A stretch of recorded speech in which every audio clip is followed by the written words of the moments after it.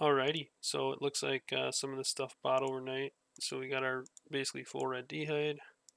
This should help increase our DPS quite a bit. We're going to go back to that black demons test now.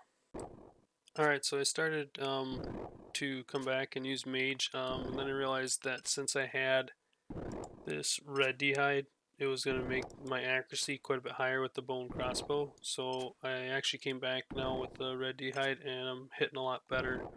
Probably killing them a little bit faster than I was with mage. And we need 55 Slayer to be able to use the rune crossbow.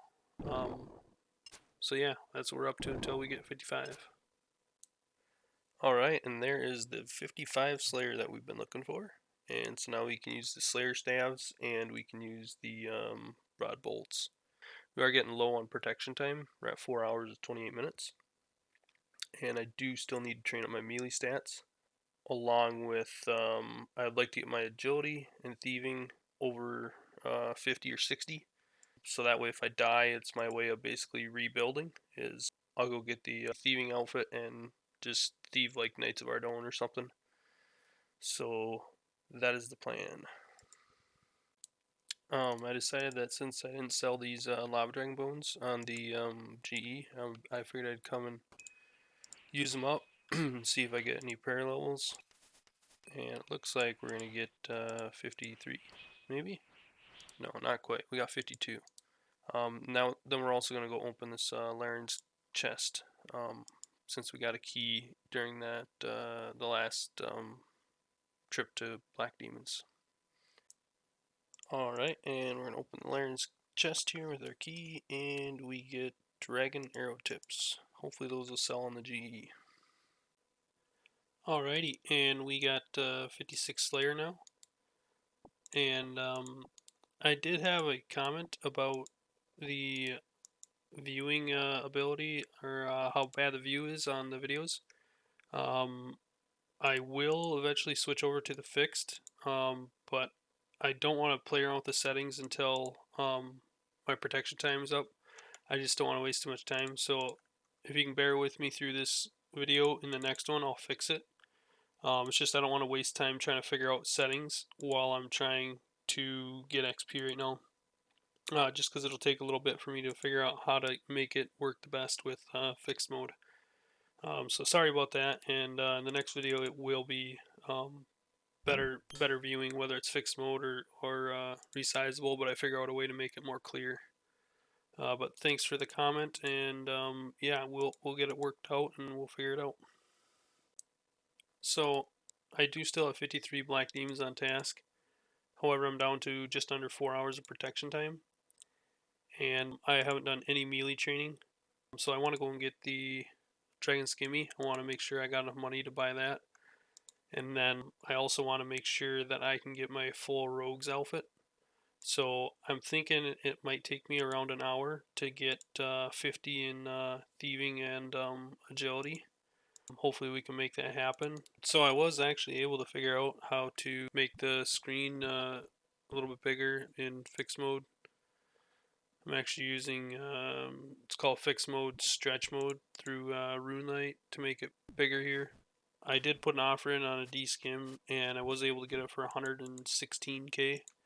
I looked up what I would need to do to get one, and it would probably be about 15 to 20 minutes of work just to get a gree to go and buy a D-skim.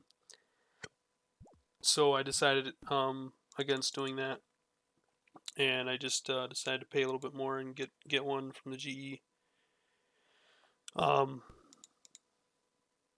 So yeah, now I'm just doing some agility, and I'm gonna get up to 50, and then I'll have to go and get 50 thieving right after that, and go get my rogue's outfit, and then start training on whatever time's left. Start training on melee stats. Alright, so we just hit 40 agility, and we're gonna head to Canifis agility course now, or rooftop course, to get a little bit better XP rate and potentially even some marks of grace. Okay, and there's 50 agility completed.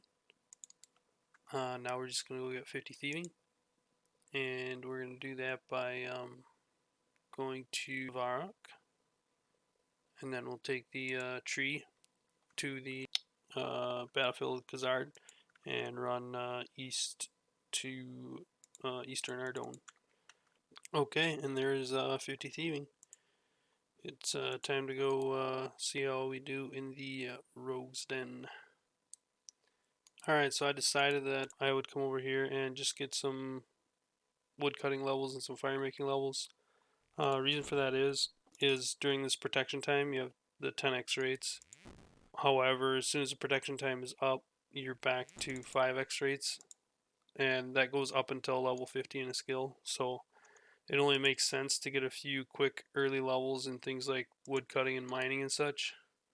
And this is a nice spot for doing wood cutting, early level wood cutting. So I figured I'd just come here and get a couple levels.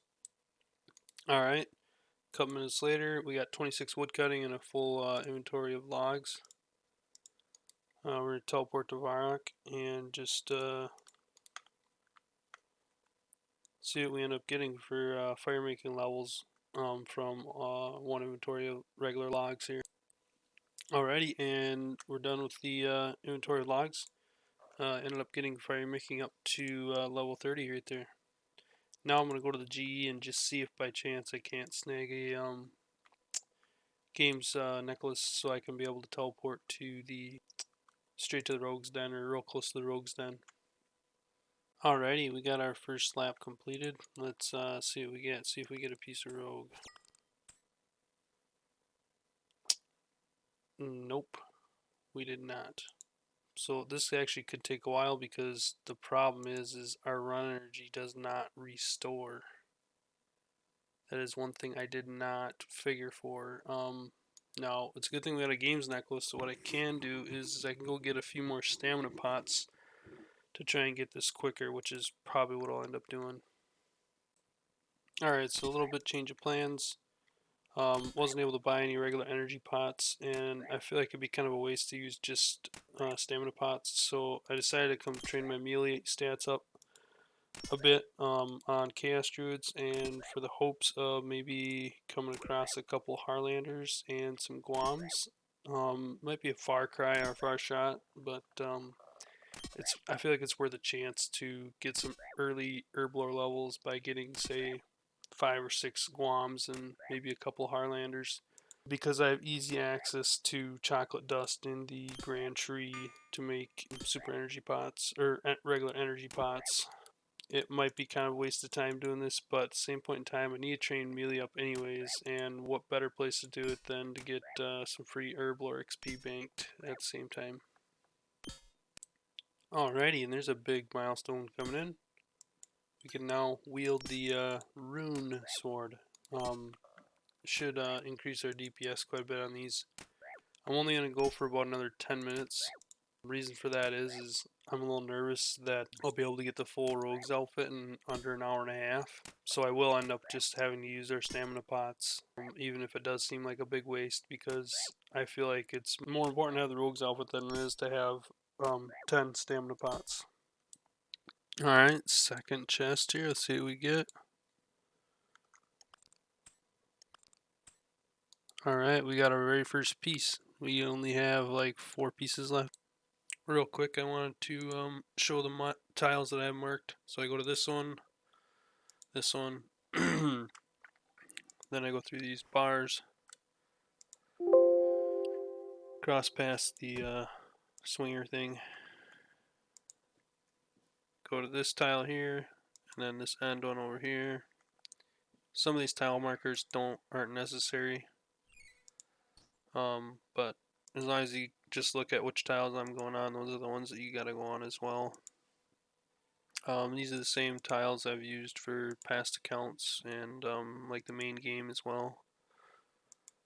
It may not be the fastest route, but I feel like it's the most efficient for low levels, like 50s and 60s.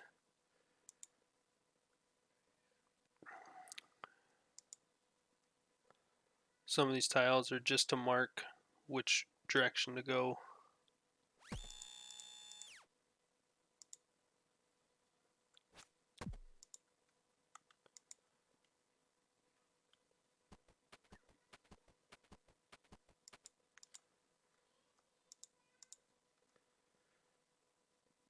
These ones are really important because there's wall traps, and then you get past them. It's fine. Go through this passage. For some odd reason, that saw is the only saw that you can just click on the other side of it. I don't know if it was programmed differently or something, if there was multiple people working on this or something, but the other ones you have to click right on the edge of the saw or on the front part of the saw to go past them.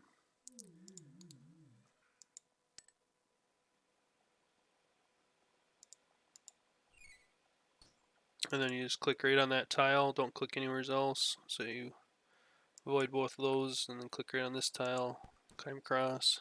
These search walls, I put this text on here because there have been a few times where, well, I guess once doing this anyways, that I had forgotten to search. You have to search that first one and then you can run past the next three.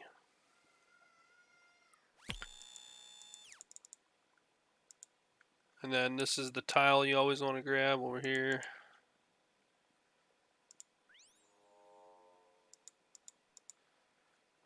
These gates, I don't have them numbered, but I just put a marker next to the door that I need to go through. You could number them 1 through 13 or 10 or whatever it is, but I just prefer to do it this way just because I've done it so many times that I know kind of the direction I need to go. Then we got another search wall. And on these search walls, you want to be exactly on that first tile before the wall. Search it, you'll land on that tile, and then you'll run past the next ones. Same with these. You click right after the traps, 3 traps, you'll go right past them. You want to click right before, 1 tile before, right after the traps, you'll go right past them.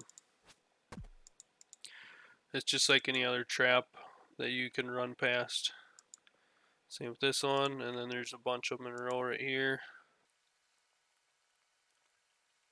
And then these ones,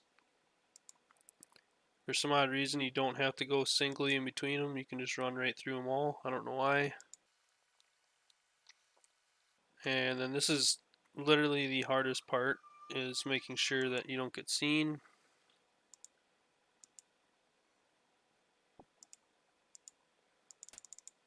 Especially when you're behind the skeleton like that, I'm going to get seen.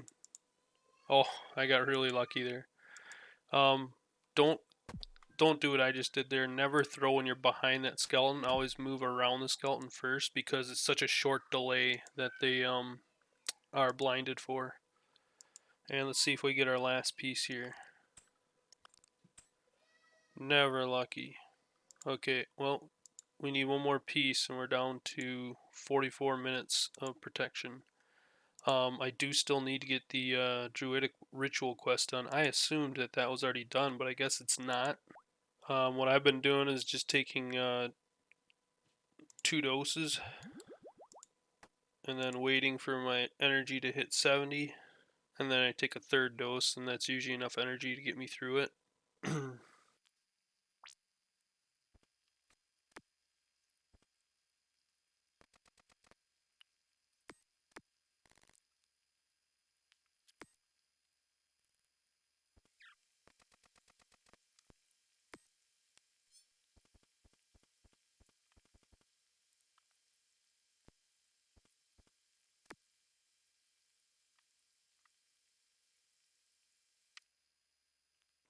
Alright, so I just want to reiterate this part right here. When you grab your flash powder, move outside of the skeleton first, then throw it. It gives you just a few extra ticks to get past the guard. Otherwise, you got to run around the skeleton and then get past the guard. And you've seen that he was already unstunned. Like, if I was a tick slower there, I probably would have got caught. Let's see if we don't get our last piece we need. Oh, not quite. Alright, and luckily, we got our last piece with 18 minutes left over. So now we just gotta go and get druidic ritual done. While we're here, We're gonna buy a couple of packs of these Eye of Newts, some water vials. Alright, there's Druidic Ritual done, and I guess we'll still get some Herblore levels. But as far as what's next for the account, for the time being, I'm thinking I'm probably mostly just going to stay in the safe zones for now until I have much higher combat stats. So I'm probably going to mostly just be training probably on knights or whatever, just to get my combats up to at least 70s, I would say. Just because it doesn't pay to go out in the unsafe zone without at least 70s, I feel like. If you don't have 70s, I mean, it's pretty rough to, especially the mage. The mage will be the worst because if you don't have high mage, it's obviously your highest defense is actually your mage level. So the higher your magic level is, the higher your magic defense is. So by having a high magic level, you're going to get frozen less often when they cast Ice Barrage on you. That will make up for episode 2 as far as how far we got. Here's our stats. We got 40 attack, strength, defense, or 42 strength, 67 range, 53 prayer, 62 magic, 56 slayer, 30 fire making, 50 thieving, 11 herblore, 54 agility, 61 hit points. And I believe the next thing I'm going to do is probably go and hit up thieving and get to the point where I've got, like, say, a couple 100k, so that way I can afford a rebuild. Hopefully this looks better. This is fixed mode now instead of having the original resizable. It's very rigid to play on, so to speak. It feels really weird. Hitboxes look a lot larger on my screen than what they're gonna show in the video. Actually, when I attack something, the hitbox is actually bigger. So like if I hit a 4 on something, the 4 will actually be bigger than the whole entire NPC. It like covers them completely. But on the video, it doesn't look that way. So hopefully it looks better in video. Hopefully it's easier to see. Yeah, hopefully you guys are looking forward to the next video, and thanks for watching. I really appreciate it. Subscribe if you're interested in watching more videos like this.